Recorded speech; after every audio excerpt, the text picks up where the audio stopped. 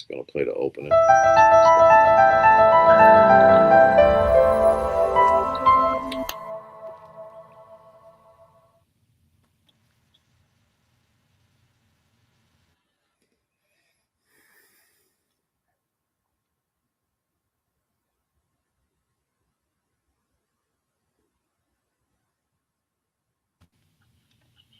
Greetings.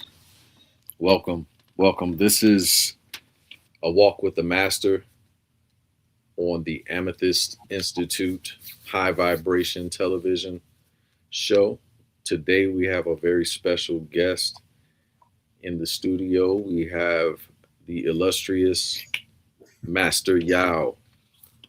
And Master Yao is here with us today from Atlanta, Georgia. He has a extensive background in the Tantric and energy arts.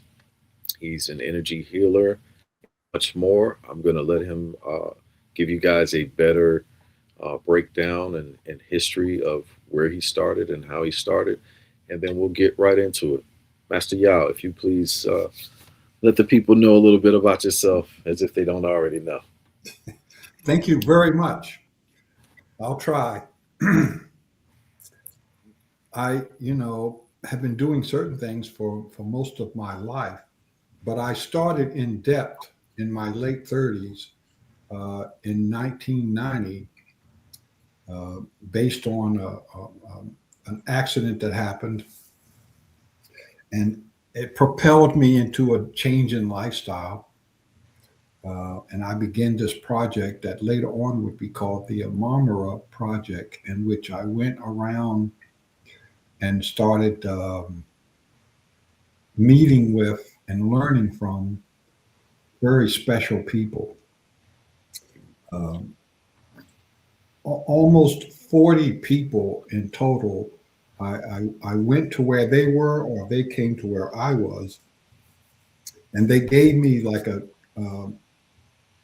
summary of what was important in their line of work.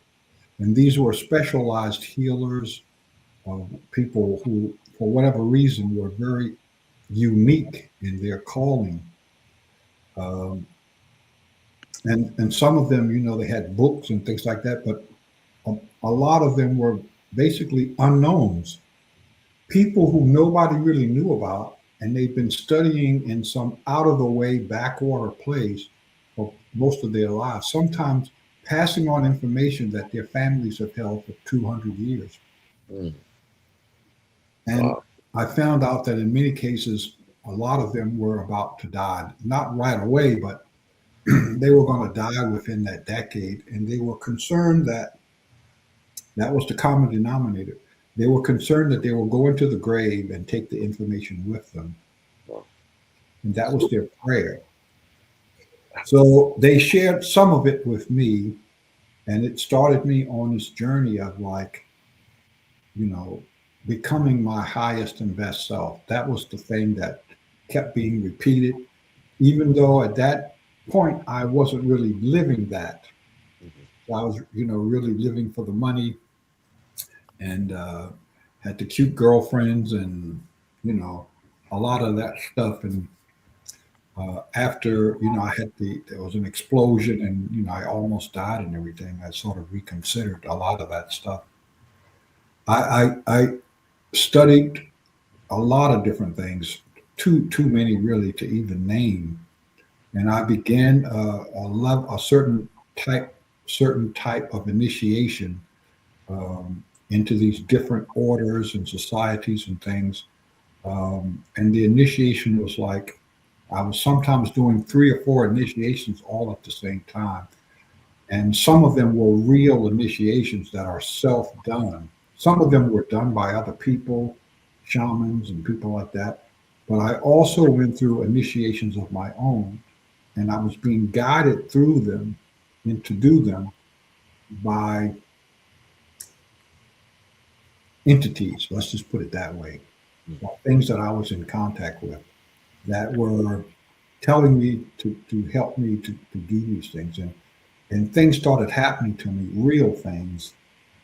And at some point in time, near the end of that journey, the people that I had been studying with came to me and said, well, you've learned so much, you're traveling so much that now we want to try to learn some stuff from you. And they So were that's saying, you have all these, you have all of these things in America that we don't have. You have the libraries, you have the computers, you have the, you can just go to the store and buy a notebook and write it. And I started, going when I was going to some of these places, taking a package of notebooks with me, like maybe 50 on the little small, and just handing them out because it was so hard for them to buy it. They had the money, but they didn't often go into the cities where these things were for sale. So mm, you would talk to the guy, just they're writing on the backs of the pages and this kind of stuff. And so you give them the notebook and they'd be like, thank you, mm, it was that kind of thing. that's And it went on to I studied Tantra and I started teaching and we published the first book in 1997, and we haven't looked back. okay. I see. I see. So, um, so what is the deepest level of tantra? Because, or I should say, better than that, like, what is tantra really? Because I think people, when they hear the word tantra, they immediately think sex. Um, and I just I want you to give like just a full breakdown of what it is. So for you, I know what you're asking me. Mhm, Most people don't even know how to ask that question, mhm. and so it's not really possible to tell most people what it is Yes. because their mind doesn't stretch out like that. So first and foremost, in the tree of life paradigm, that's the thing that all humans are operated by. And so when we look at the tree of life, it's not just the dynamic in which we can judge human life, but all life, all sentient life on the earth is, is governed by the tree of life dynamics. And it's also true for any sentient life on any planet. It's not just true for human life.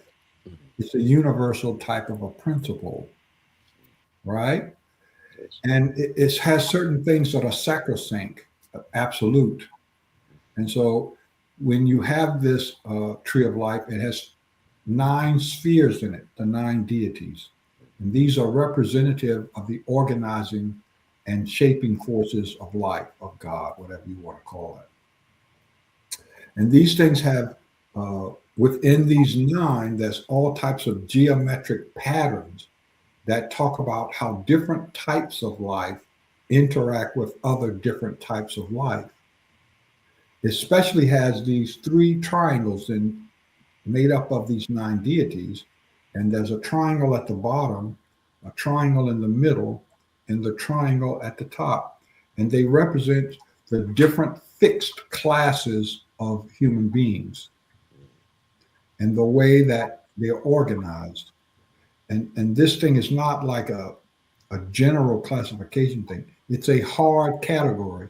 And when you go from one category, from one triangle to the next highest triangle, and that's 3, Yes. a major change takes place in that being.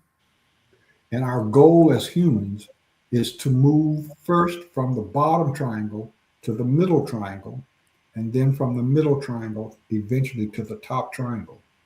So when you talk about beings like uh, uh, medicine, Rolling Thunder, or Quasumel, or Jesus, or entities like that, this is what they're talking about.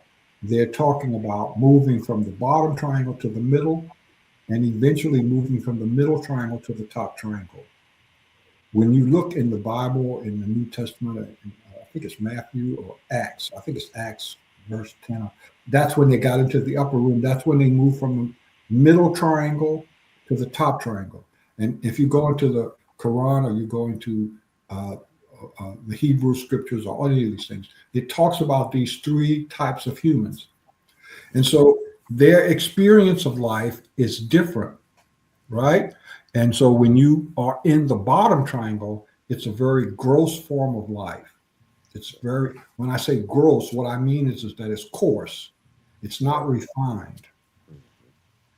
When you enter the second triangle, what we call the heart space triangle, then life becomes more refined. You're able to get into your appetites change. You're able to behave in a different way, and you're able to send energy and receive energy through all of your chakras in a different format. So now you can still use all seven of the chakras, and there's actually more than seven, but we'll talk about the seven. But when you move into that second level, what is happening in each chakra is different. And if you get to that top, then it's even more different than that.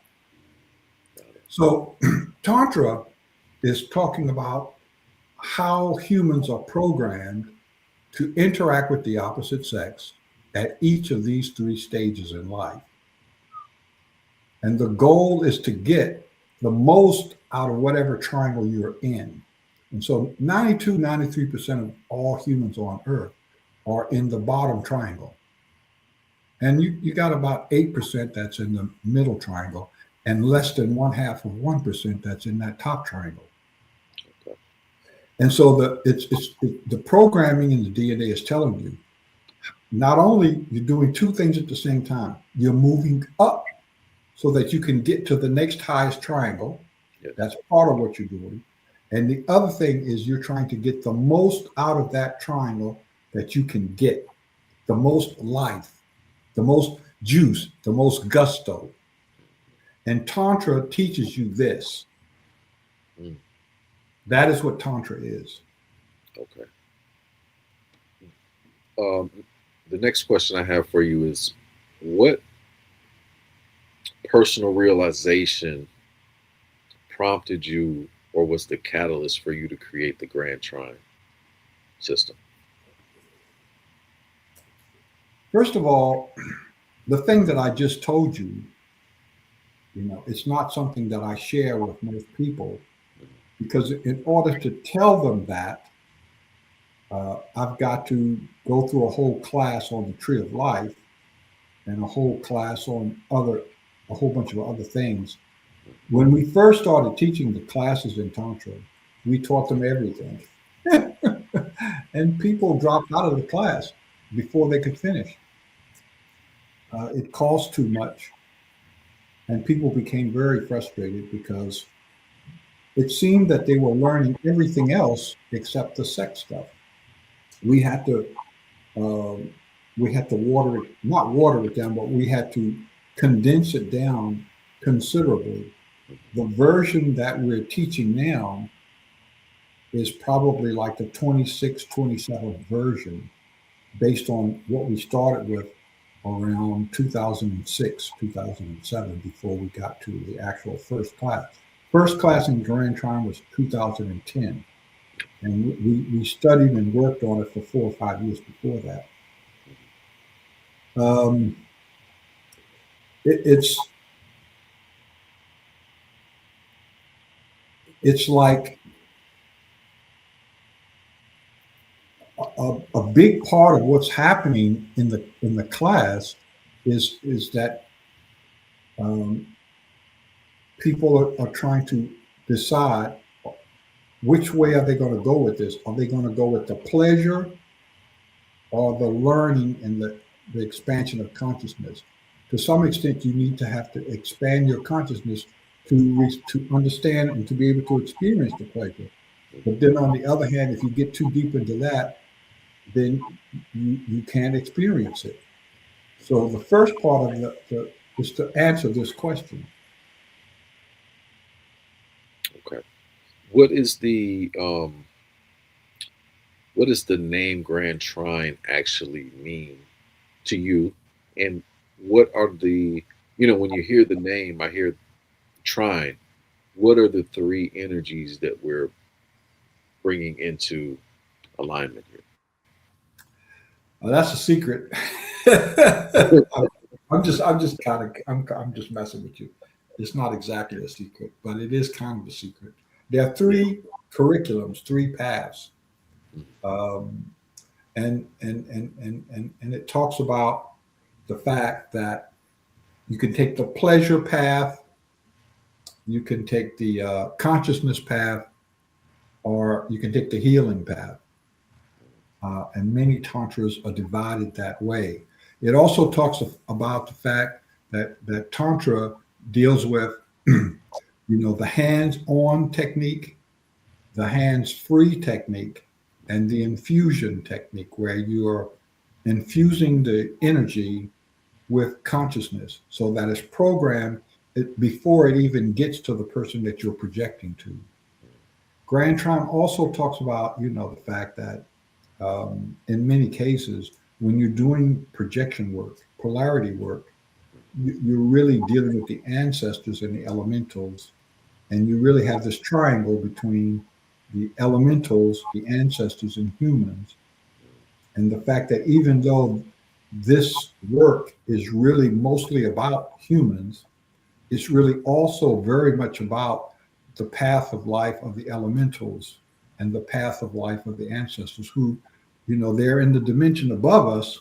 Yes. They're going back and forth with this dimension, but oftentimes they have more to say the experience that we're having in this third dimension than what they're having in the fifth dimension.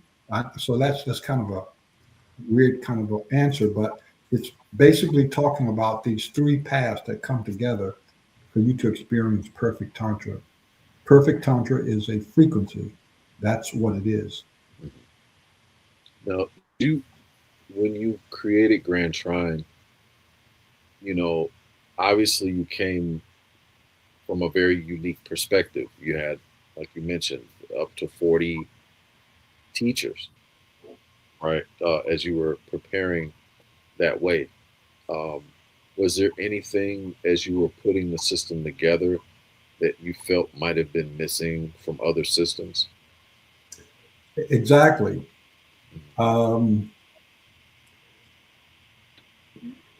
I can't talk about these things, the creation of Grand Trine. It was not my creation, first of all.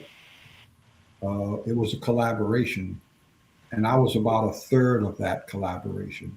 There was one particular entity, I won't call its name, it wasn't human, um, and it was there with me for the first 7 years, and it had a great deal to do with trying to get me to make these decisions.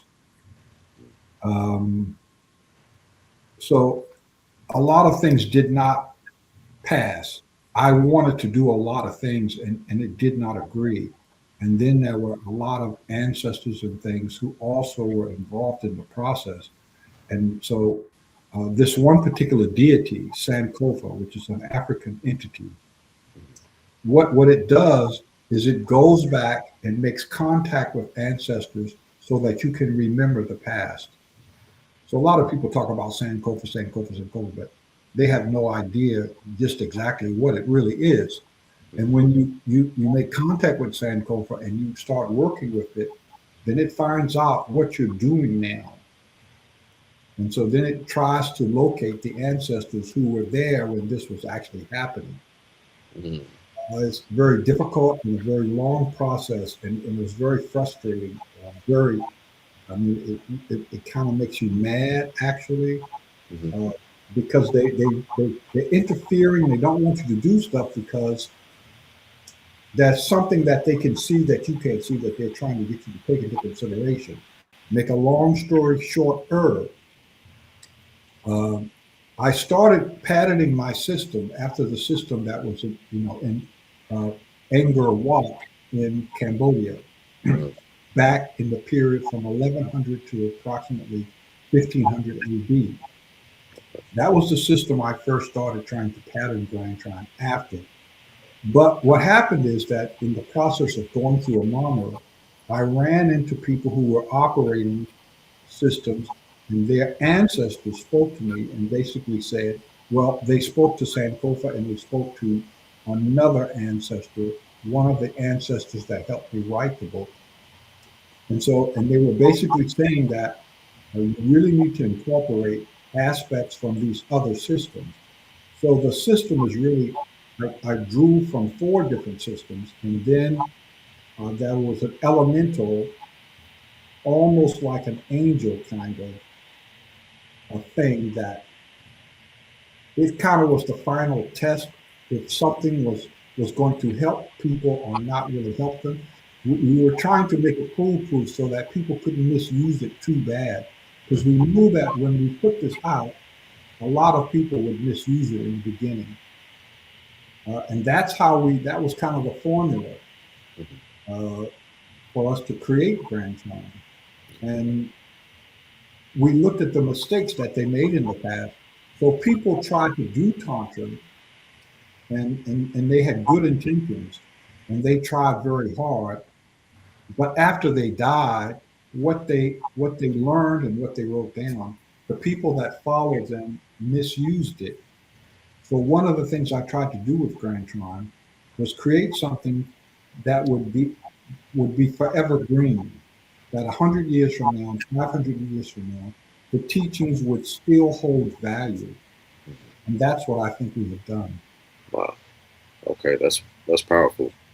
Um, during table work, what can you explain like a little bit about what's happening um, when you're making contact with the client? Yeah, I'm going to give away some secrets. Yeah, I'm asking all the good questions today. That's it. you're asking all the good questions because you know what you know. But uh, so there's so many layers to this thing, and normally I don't go into this Mm, because it just confuses people. But I'm going to assume that this is going to be given to a higher audience. indeed. The first thing is that you're trying to get people to feel or to have a commerce with a particular frequency. And so the woman on the table is not feeling me or my frequency. Mm, What I'm seeking to do is because of my frequency is to try to get her energy body to move closer to her contra frequency. And so then the other side of that is my energy body. And so the frequency and the energy body are different. Okay. so you're almost, and I don't want to stop your train of thought, but it brought something to mind. So really, what we're doing is we're harmonizing and helping each other come to homeostasis. Okay, go So I'm continue. trying to get the woman to start. I start being a catalyst so that the woman starts to change her frequency to go to a higher, more specialized frequency. The other triangles, so to speak. Yeah, yeah, that's true. But Okay, it's layers to it. I mean, definitely. my life is beautiful, uh, and certain things that I experience are very beautiful. Yes. And sometimes I simply want the female to feel, to be able to get closer to that feeling. So with her, when it manifests in her, it doesn't manifest the same type of beauty that I feel and see, but it does do something to help her reach a higher point of beauty or whatever, right? And Mhm. so it's not just the fact that I want her to feel something, I want her to feel orgasmic. It's more that I want her to understand that she has within her the ability to change her frequency and the ability that she can, on her own, reach this place that's hard to reach. Yes. It's more important then her feeling something is understanding that she can learn how to do this and she can make this jump without me. So it's like um, a big part of Tantra is the forgetting, the great forgetting, the forgetting that you've learned all your life, the fears, the restrictions, the rejections. A big part of my training in the 90s was reimagining all of the hurts and rejections and disappointments that I felt at all that time, and understanding, that you don't look at all of these experiences as a negative event. It was something that happened, and so it's up to me now to try to figure out how can I get something positive out of this? How can I look at this a different way? Can I stop you for 1 second there? So Because I think you've said some really amazing things there. So basically, you're saying that individuals first have the ability to heal their own wounds by facing their own, by refacing those old scars and those wounds, and reframing how they looked at that and how they felt about it. And so you can have a totally different experience than what you first had with that experience, so to speak. That's powerful. I didn't I didn't want to go just skip past that because you really dropped a lot of science there. But I'll let you continue. I didn't want to let that just be ran over though. and in the process of doing that, the challenge for me is trying to make it look simple, trying not to use too many big words with people, trying not to trying not to unload all of the complexity of the doing onto the person that's just trying to learn. It's like you see a little baby and you're trying to get it to learn how to climb up the steps. And well, you don't want it to fall back down. It's like, I need to keep the baby, focused on the danger. I don't want you to fall back down, little baby. Yeah. But at the same time, I want you to be able to climb the steps because there's something up there for you. I don't want to focus on the fear. Yes. If I get too complicated and I start explaining, the Department of occupational safety, and I bring out the brochure to the baby, and the baby can't read, and it's got little pictures of a baby falling down the steps. It's like the baby's looking at this like, huh? I ain't going up the steps. Grandpa, what you trying to do here? Yeah. So it's like, when you get caught up in this stuff, like I'm talking to you a particular kind of a way. Yeah. I can't talk to the students that way. Definitely. No, I understand. So I'm trying not to unload all of this burden of the complexity of the layers of all of this stuff that's happening. Hmm. I'm trying to get them just enough so that they can have the experience and to realize that they can learn more and become different. And then as they get a little bit, you give them a little bit more, a little bit more, and a little bit more till they can chew it and digest it. And that is probably the greatest challenge here we have as human beings, is to try to interact with other people without overwhelming them.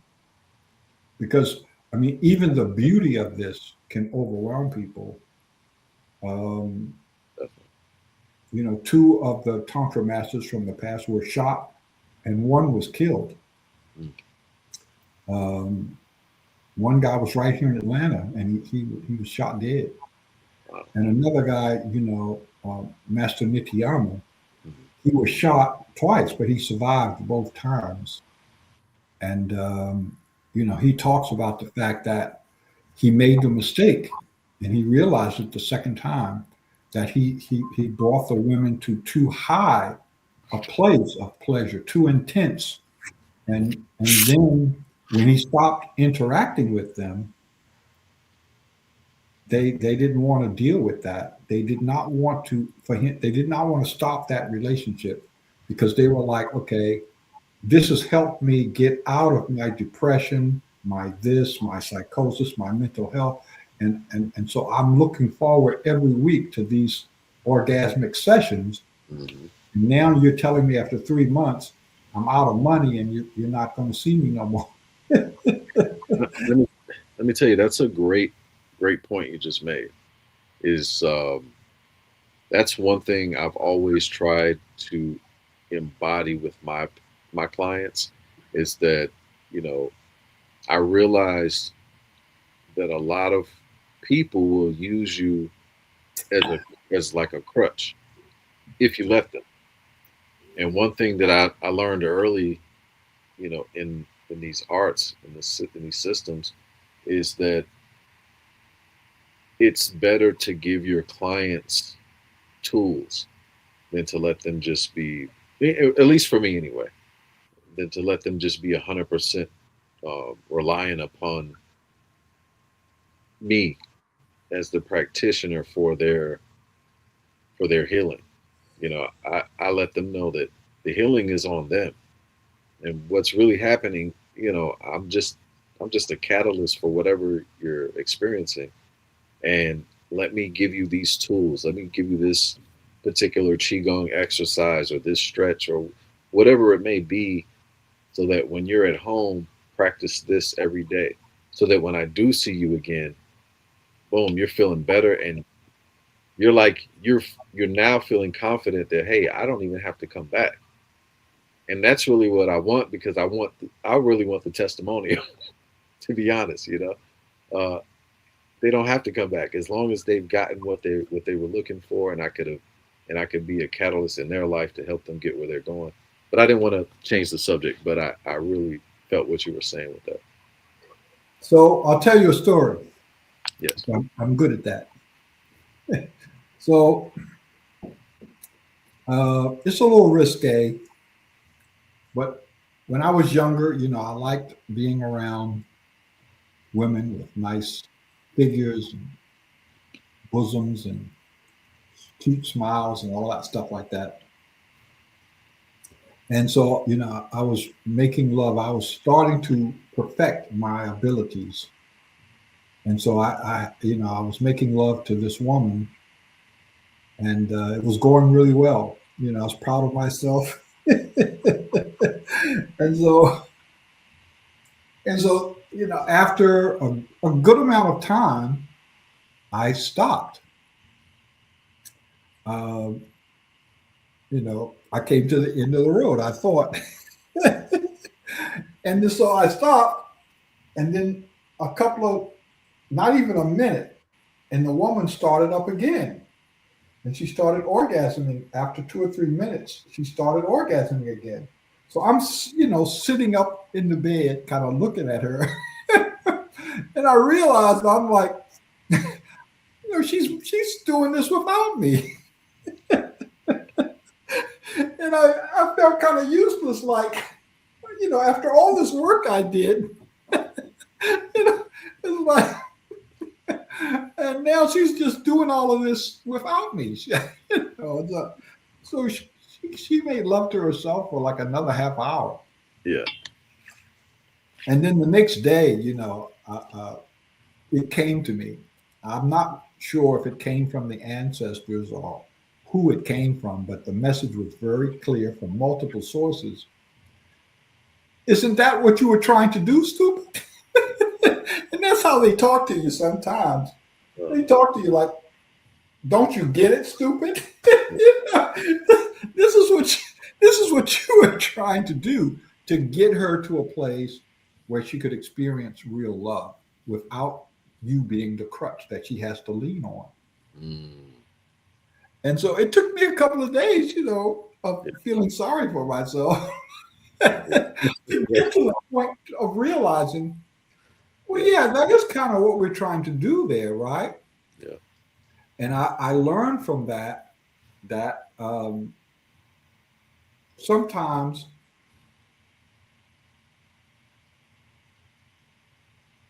you're preparing a woman for another man. This is going to be hard for some of y'all to hear. I'm sorry. I'm not sorry. I'm, sometimes I'm bad. Sometimes I'm mischievous. Sorry. That's how I am. It's all right. But, it dawned on me. Uh, I was like, I had these girlfriends and stuff, and I would always leave them. They would be so different. And it dawned on me that I was preparing women for other men.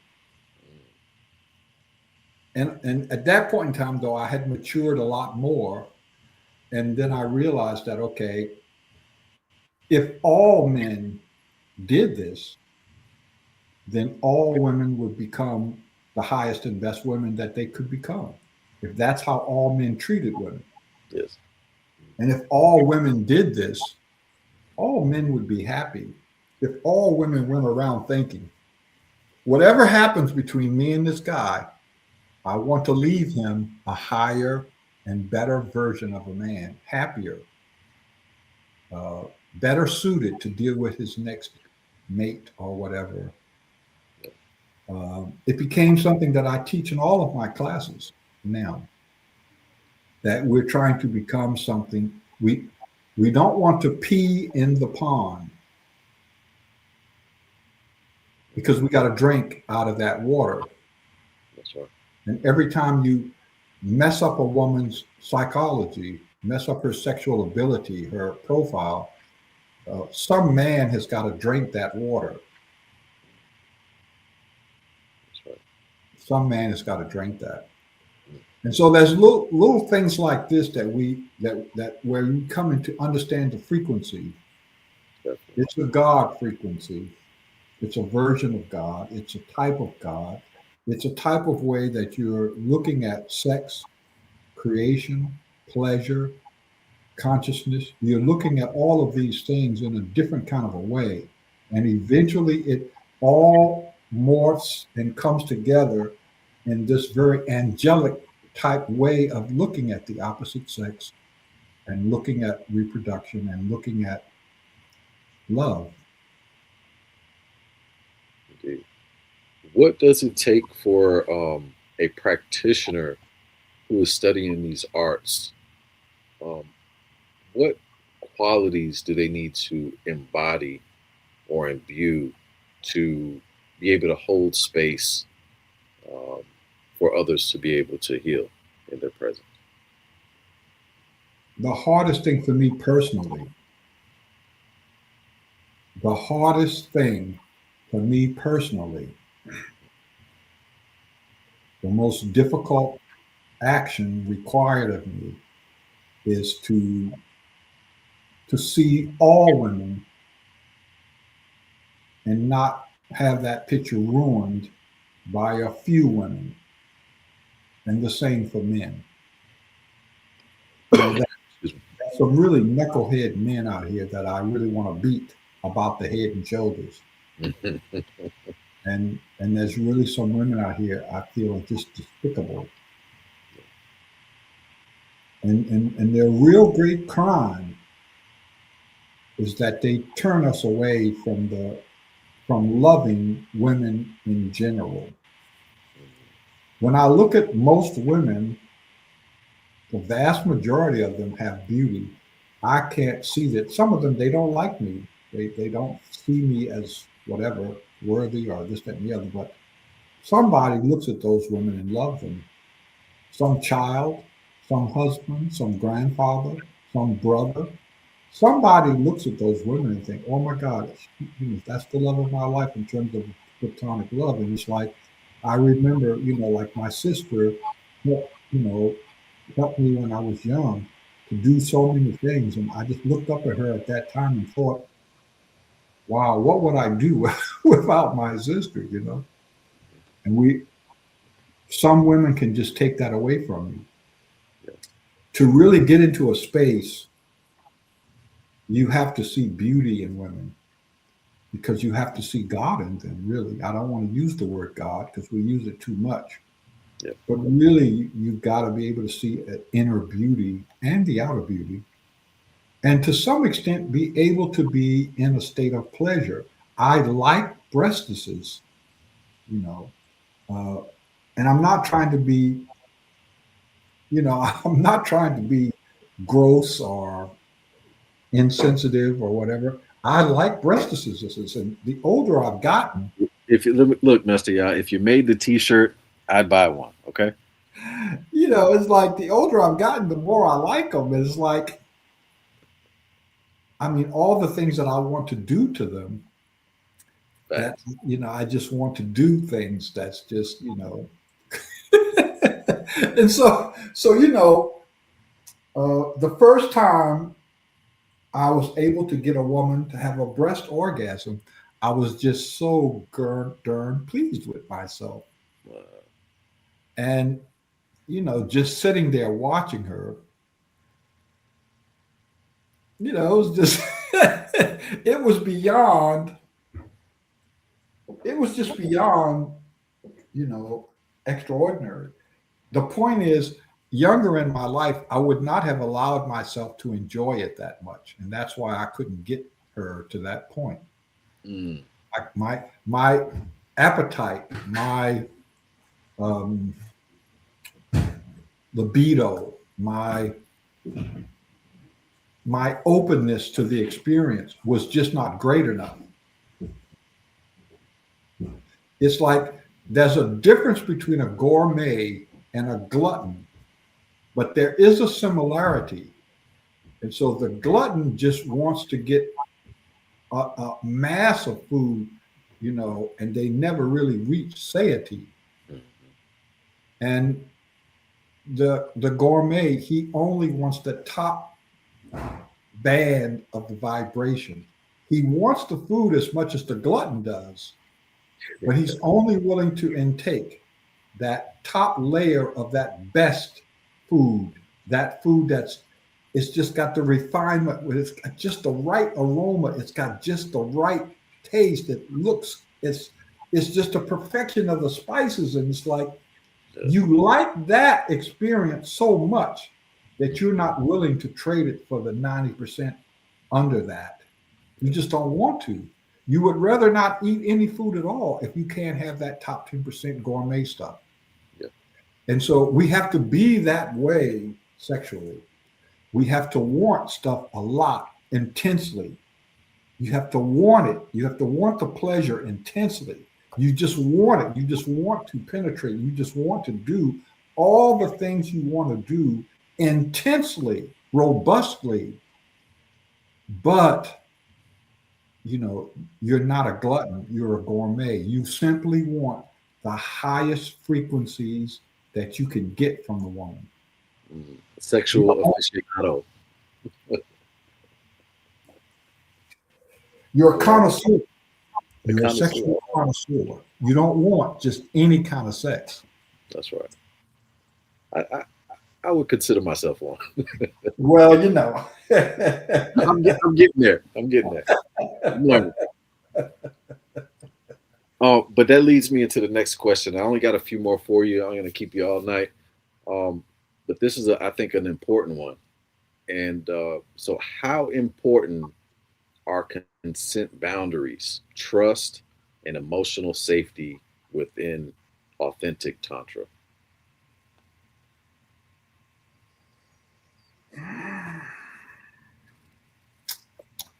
uh, I don't like the repercussions of that, but in the society that we live in, it has been forced upon us. When you're in a place where you have to consider these things, you are not in a real serious Tantra frequency. Um, and so I have to kind of change to put myself in that place and to consider all the legal ramifications and things like that, because it destroys the frequency. Mhm. Um,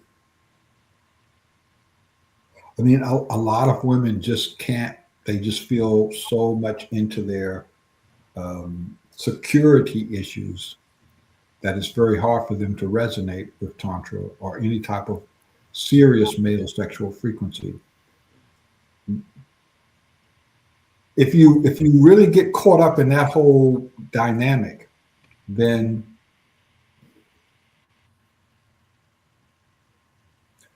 it's hard for you to invade the other person because sex is an invasion. And to some extent, it has permission, yes, but to some extent, a woman does not know to give me permission for what I'm about to do because nobody has ever done that to her before. And it is invasive because it requires you to do something she can't give you permission for. And if you wait and offer and wait and ask her and try to explain it to her, you lose the moment oftentimes and she loses the experience. A lot of times you just got to go for it. And therefore, with the majority of the women that you interact with, you can't reach for the heights. You have to stay down in the lower regions. You just have to stay there. And you can't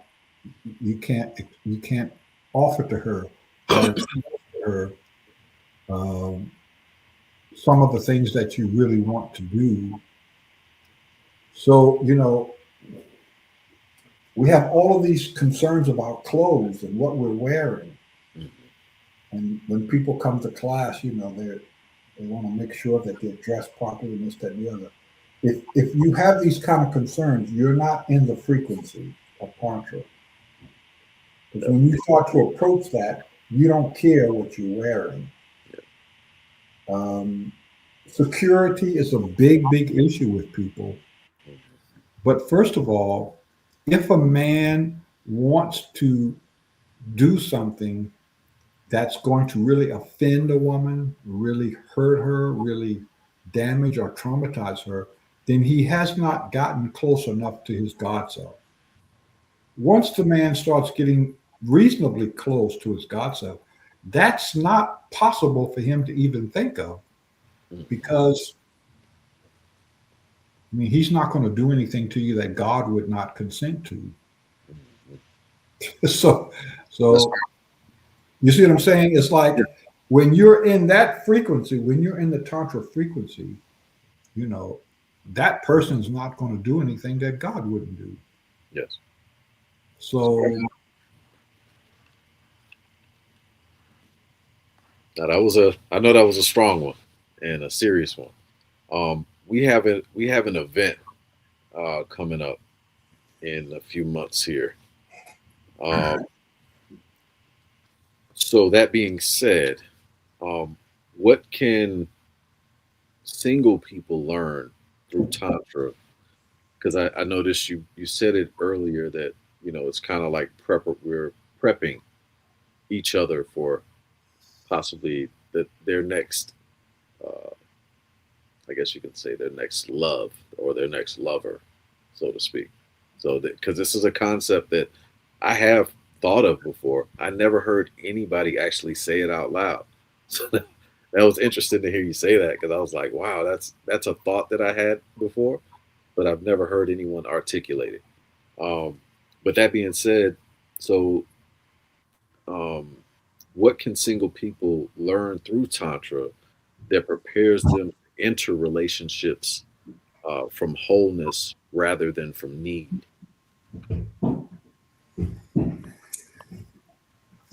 you're asking a lot of difficult questions tonight, but they're good questions to ask. They're difficult to answer. Yes. Um, it's such an important part of our life. You should try to optimize it. And that's what we're going to do. We're going to let you spend a week living sexually optimal as you're able to accept and teaching you how to do it on your own once you leave there. That's what we're going to do. Try to put you into a frame of mind that you feel sexually full, that you feel like, uh, you've been stretched, your appetite, your libido has been stretched so that you can take in more, you can do more, you can achieve more. We're gonna force your boundaries consciously, your consciousness boundaries of what you think you should and can expect in your life to expand. And also to do things. We want to spend at least during that week 30 hours plus in actual working, hands-on, practical experience. Beautiful. Um, that's in a nutshell. No, that's powerful. So, what is possible, or what becomes possible, when somebody spends 7 days immersed in Grand Trine Tantra training? I know that's kind of hard to say, but like, Well, you said it earlier. It's based on what they're willing to put into it. mm, Uh, there's only so much I can do. that's right. Um, there's only so much that I can do. Um, what I see when I look in a forest around me in a retreat, uh, I see a beauty that eyes can't see because I feel the elementals there. I feel the beauty that's not in physical things. And sex, we have to look at this as what it is. People have to rise to the occasion. They have to understand that, there's so much more to sex, to our DNA, to our mates, and to the act of mating, and what's that entail, than what we see today. And that for they've got to put effort into breaking out of what they know, what they've experienced before, and being willing to push against the boundaries. That's going to require effort on their part. Um, and that's going to be difficult for a lot of them. Just the concepts that I'm going to tell them are going to try them. They're going to be like, "What did he say? What does he want me to do?" A lot of times, it's stuff it just doesn't sound easy, and sometimes it doesn't sound possible. And a lot of times, if people did not see things with their own eyes, a lot of times, if they just hear me say it, they would not believe it that it's possible, because we're used, we're comfortable accepting the things that we program to believe, all of the things that's not possible, few of the things that we are told are. In other words, we've been conditioned to accept the lower, the mediocre, the stuff that's regular. We laugh at people who only make love for 7 minutes, and we like that because we can only make love for 12. But as long as there are people who can only make love for 7, we feel okay. And I'm here to say, no, no, no, no, no. We don't care what other people have been doing in the past. We don't want to know that number. Is it 7? Is it 15? Is it 17? That's not where we want to start. We want to start by saying, what does the DNA allow? If we get to that second triangle, how much how much is that going to boost us up? We get to that top triangle, how much is that going to boost us up? We got these three bodies. We got the cell body, the energy body, the light body. If all of those align and have an orgasm at the same time, what does that look like? And so these types of concepts are things that we have to think about. Most of them won't be possible in the space of a week. But we've had people cross those boundaries who've actually done it. And so people have to expand. They have to be willing to reach. Definitely. Okay. That was a great way to address that. Um, when future generations examine your work, Master Yao, what do you hope the Grand Trine System will have contributed to Tantra and humanity?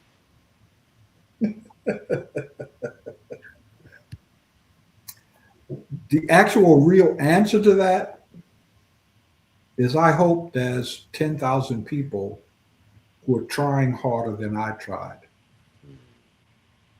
Wow, that's powerful. So again, we're gonna close it out, but I did want to at least Just remind the people that we do have an event coming up in Thailand in November. And for those people who are interested, they can probably look down below if you're on YouTube. If you're somewhere else, you can probably inbox me. But Master Yao, how can people contact you for books, for training, for Thailand intensives, etc.? They can go to www Grand Trine INT International Grand Trine INT.com/. And that's the website. They can contact us there, or they can contact me directly at kimsa333 at gmail.com. That's KHEMS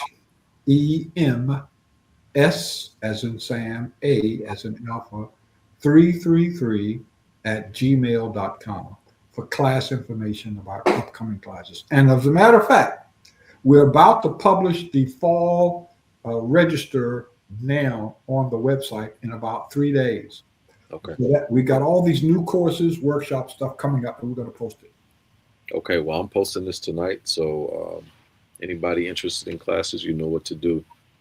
Master Yao, you have any last words for the people? Become your highest and best self. That's beautiful. Master Yao, we want to thank you again for coming here. Again, this has been a walk with the Master, and we've had the illustrious Master Yao with us, and we are thankful and in full gratitude. With that, we say peace and love. Thank you for having me.